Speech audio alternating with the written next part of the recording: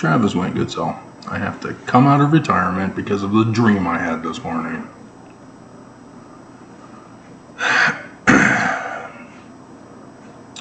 So, I've still been watching the church. Know thy enemy. It's important to know precisely how your religion works. The processes, the procedures, the doctrines, the rituals, etc.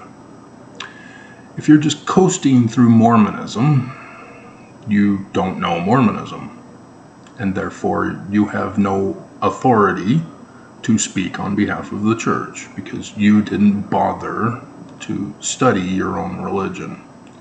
You just coasted through, you remembered a few things here and there, and you spew them out in ignorance.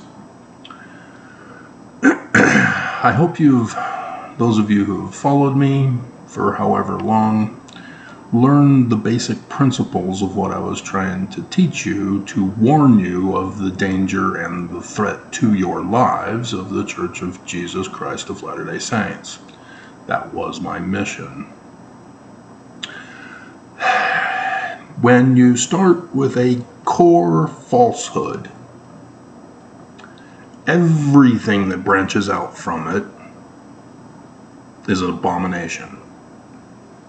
You must start with a core of truth. And Mormons refuse to acknowledge this. And as a result, the Church of Jesus Christ of Latter-day Saints has replaced Joseph Smith in the Book of Mormon. Joseph's church was not Christian. It was the learning of the Jews. So thus, everything the Church of Jesus Christ of Latter-day Saints claims is based upon the falsehood of Joseph Smith being Christian. The Book of Mormon, another testament of Jesus Christ. The Book of Mormon, you're capable of reading, right? You're capable of understanding what you read. So in 1 Nephi chapter 1 verse 2, you seriously are going to replace the learning of the Jews with Christianity. See, the Book of Mormon doesn't have just a couple of prophecies, one of which already happened during the Roman period time. No. It's the learning of the Jews, the ones who wrote those Gospels, which Christians replaced with literal history and literal Jesus, who's Trinitarian, but it makes no difference if you call him non-Trinitarian. It's still based on the core lie of Constantine from his Nicene Creed. Joseph Smith History, verse 19. This is not Jesus' church. It's the church of Brigham Young. He changed it. He changed everything. He replaced Joseph Smith in the Book of Mormon. He's responsible. It is important to know your church's history, not the lies they tell you. And so, yes, I saw the solemn assembly, or the sustaining vote. Those of you who've been following me, did you pay attention like I told you to? What was missing? Translator. This is not Joseph's church. Joseph was a translator. And whose keys for the president of the church? Well, Brigham Young is Peter. Joseph Smith is 107, verse 91 and 92, which has translator. It's the keys of Moses. That's the learning of the Jews. And so, what was the authoritative process for Joseph Smith to succeed him? It has to be put in canon scripture. If Joseph Smith does not do that, he dooms his church to failure upon his death. There's an ancient Chinese proverb in which the number one rule of leadership is train your replacement.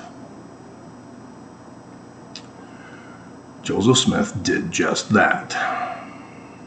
Section 107 again, verse 22.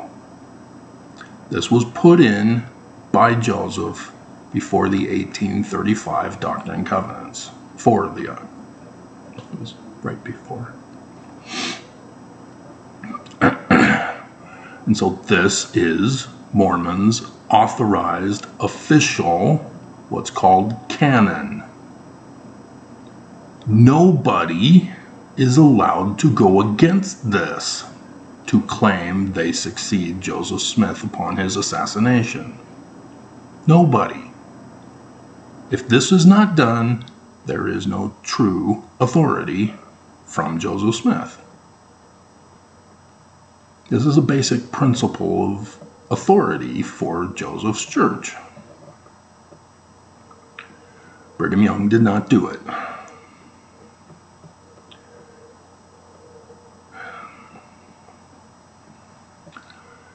And so then there's another thing. Oakes. Oakes' talk brought up unauthorized documents. Because if it's not by Joseph Smith, it's not his. It's not authorized. Section 132 was not Joseph Smith's. It's not in the authoritative Joseph Smith papers, other than the 1876 version of Brigham Young's Doctrine and Covenants. It is not Joseph's. Brigham Young created it, put it in his Doctrine and Covenants, and claimed it was by Joseph. It's a forged document. It's a lie. Do you know what Section 132 is all about? Did you listen to President Oakes' talk? This is where Russell Marion Nelson did the same thing for the name of the church. Section 115. It's not in the Joseph Smith papers. It did not exist until 1876.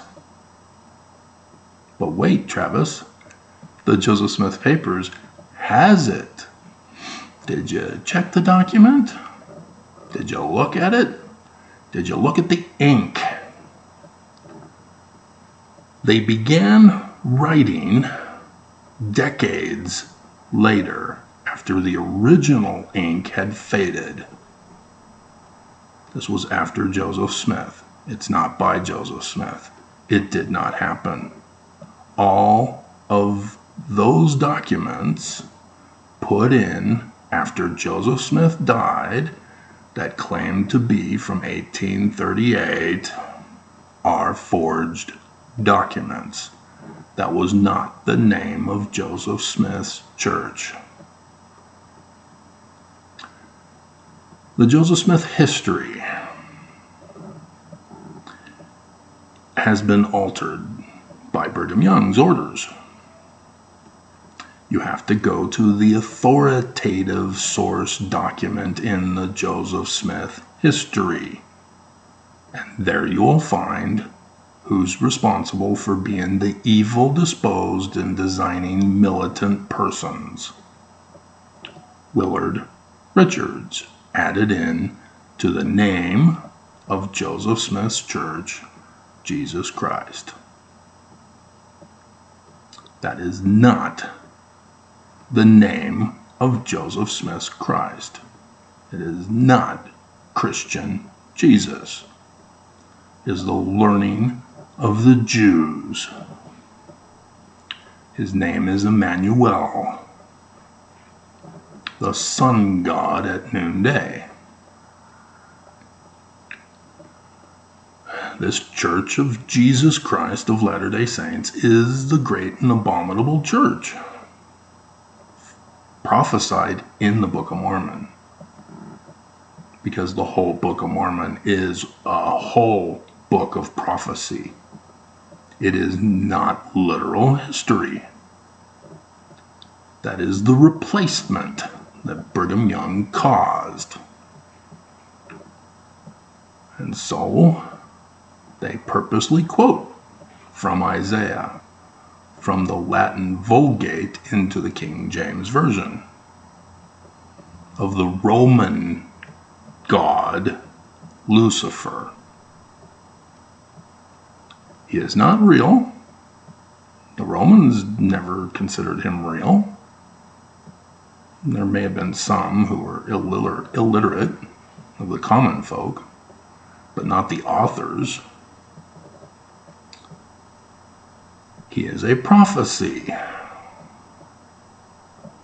So even though they're Roman and not Jewish, even though they were Greek, Babylonian, Persian, Assyrian, they all go back to the Egyptians, which were prophecies of the latter days. And so, for the Book of Mormon to use Lucifer is a prophecy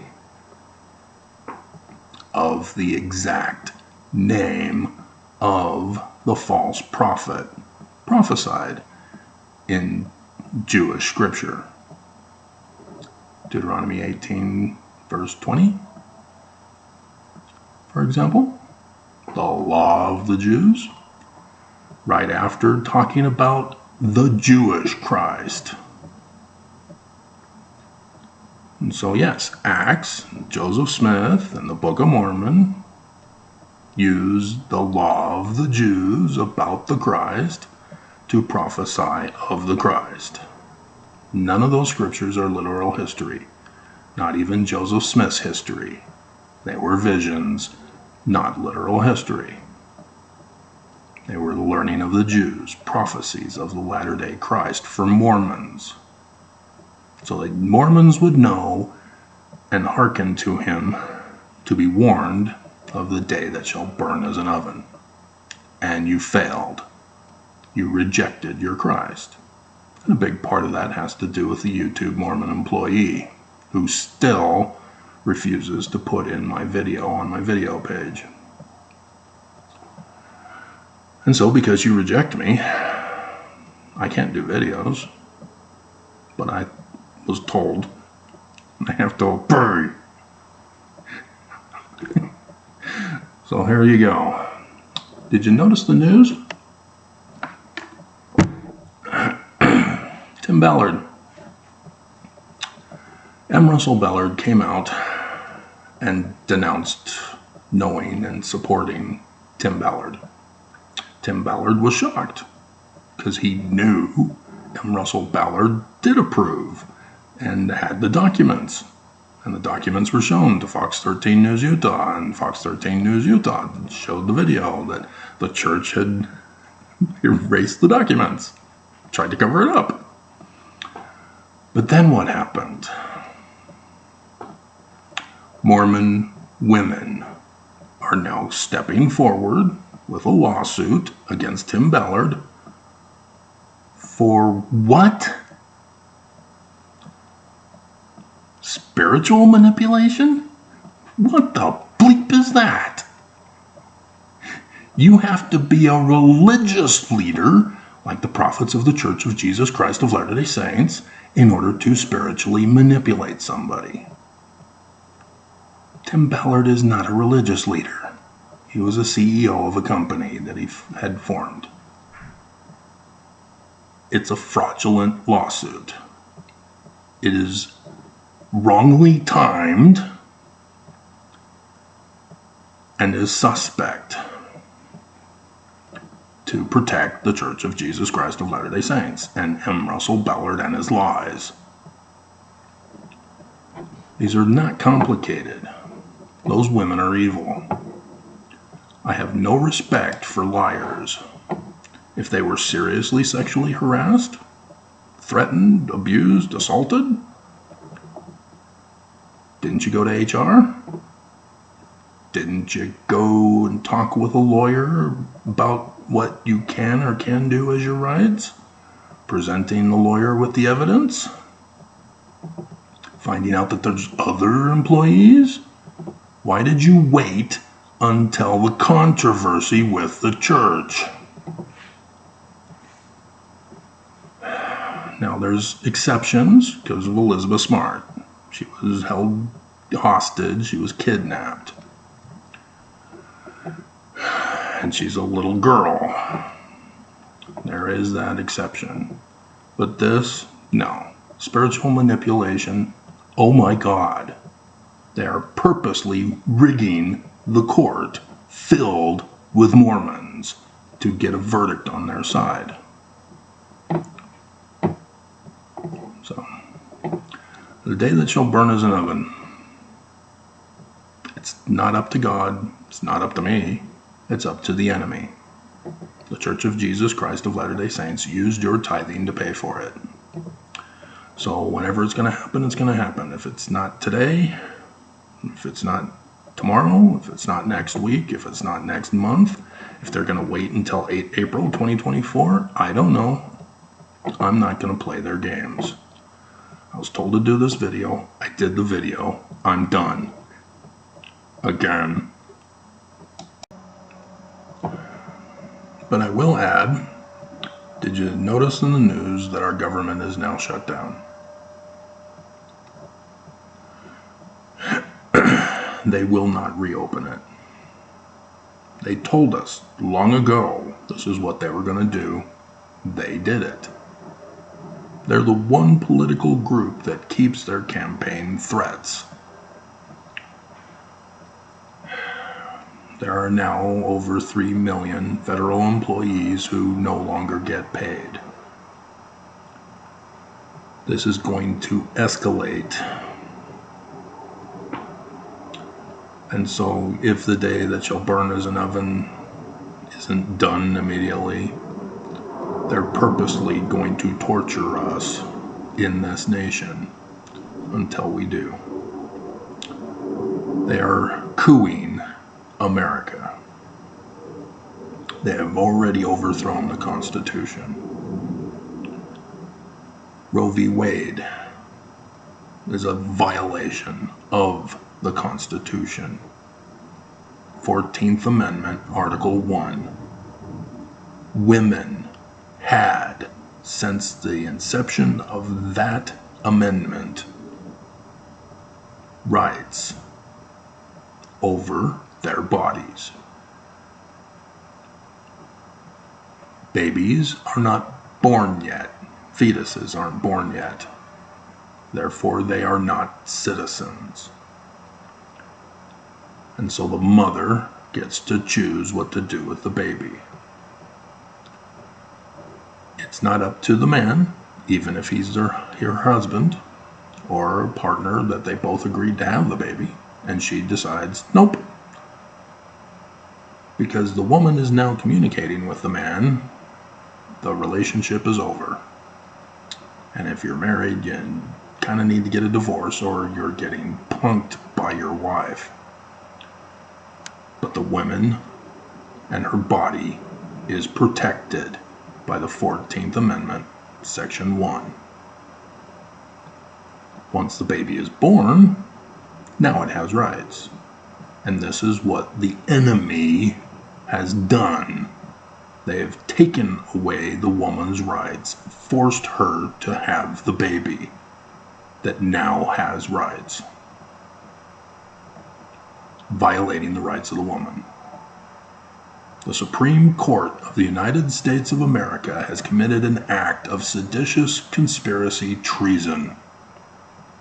All judges throughout the land who have allowed cases to punish the victim mother. Likewise, this is not hard. The Church of Jesus Christ of Latter-day Saints already has religious freedom in the First Amendment. They don't need more to be exempt from following the laws of the land. But they're doing this to overthrow the government.